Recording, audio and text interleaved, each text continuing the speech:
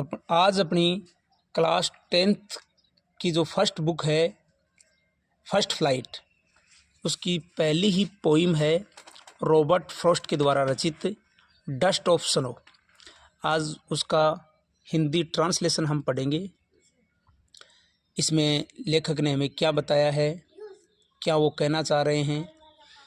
थोड़ा सा एक बार मैं आपको सारांश बता दूं कि लेखक है वो किसी दिन कोई संकट में था, चिंताग्रस्त था, और वह कोई हेमलक नामक ट्री है जो उत्तरी अमेरिका की तरफ पाया जाता है।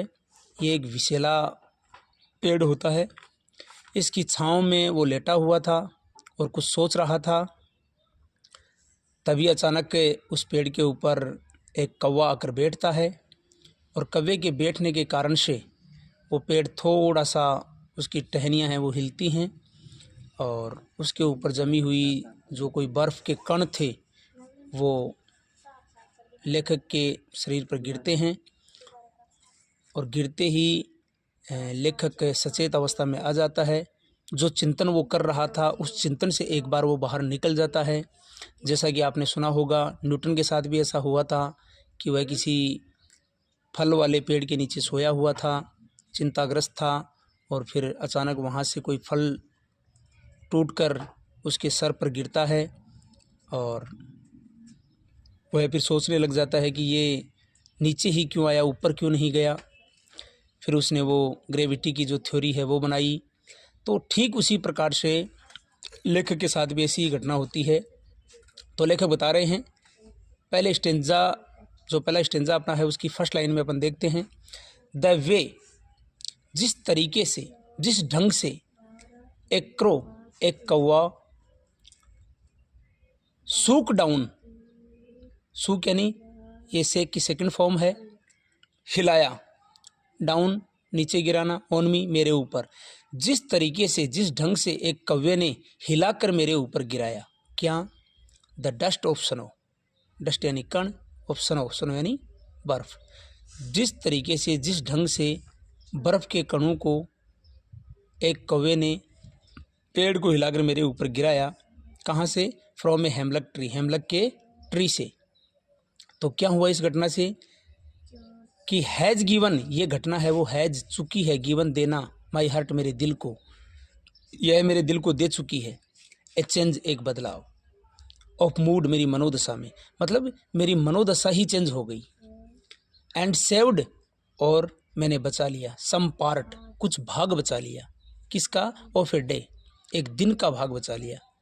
आई हैड रूड, जिसे मैं बर्बाद कर रहा था या बर्बाद कर देता, मतलब कि लेखक कह रहा है कि मैं चिंताग्रस्त था और मैं अगर वहाँ पर वो कौवा नहीं आता तो मैं पूरे दिन को वैसे ही बर्बाद कर देता जैसे मैं कर रहा था।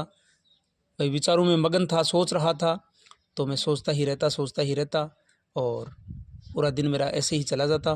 परंतु कौवे के आने से वो बर्फ़ के कण हैं वो मेरे ऊपर गिरे और मैं थोड़ी, उस जो वृत्ति मेरी चल रही थी, जो सोच मेरी चल रही थी, उस सोच को मैंने छोड़ दिया, उस वृत्ति को मैंने छोड़ दिया और मेरा ध्यान वहाँ से डाइवर्ट हो गया और मैंने जो शेष बचा हुआ था, जितना भी घंटे, 2 घंटे, 4 घंटे जो बचा हुआ था दिन का समय, वो मैंने बचा लिया और किसी अच्छे काम में लगा दिया। तो कई बार हमारे जीवन में ऐसा होता है कि बातें बहुत छोटी छोटी, घटनाएं बहुत छोटी छोटी घटती हैं, परंतु वो हमारे लिए बहुत महत्वपूर्ण हो सकती हैं। जैसा कि इसके साथ में भी वही हुआ है जो न्यूटन के साथ में हुआ था, और ऐसा होने से उसकी वृत्ति चेंज हो जाती है।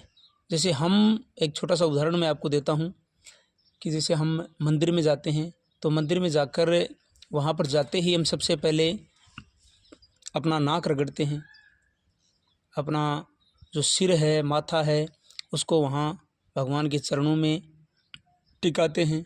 तो उससे 1-2 मिनट के लिए हमारी जो वृत्ति है, हमारी जो सोच है वो चेंज हो जाती है। इसलिए तो ऐसा करते हैं, वरना वहाँ जाने से थोड़ी ना कोई ईश्वर की प्राप्ति हो जाती है। परंतु 1-2 मिनट के लिए हमारी जो पहले की जो सांसारिक सोच चल रही थी या अन्य कोई विचार हमारे दिमाग में चल रहा था वो थोड़ा सा दूर हट जाता है और 1-2 मिनट के लिए हम भगवान की शरण में पहुंच जाते हैं, भगवान के बारे में ही सोचने लग जाते हैं। थैंक्स।